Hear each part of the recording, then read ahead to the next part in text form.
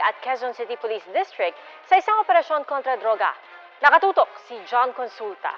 Paano na kung bakit kami nalambar eh? Pagkalaban ka! Pulis ako! Ano ko ba? Alam ko! Pero magkakaguhan tayo, pideya din ako! Mabuti na lang sa pagtatalo lang na uwi ang pagkikita muli ng mga tauhan ng PIDEA at QCPD sa parking lot na ito sa Fairview, Quezon City.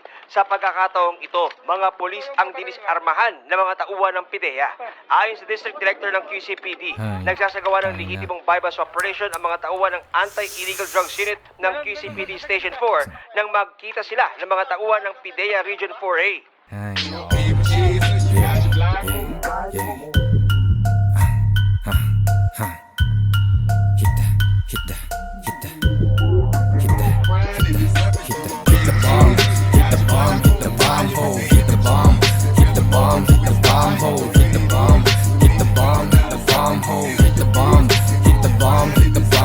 Parang albularyo pag ako na nagpausok, mga mata na mumula parang tinusok, habang kasama ko yung mga batang matutuso.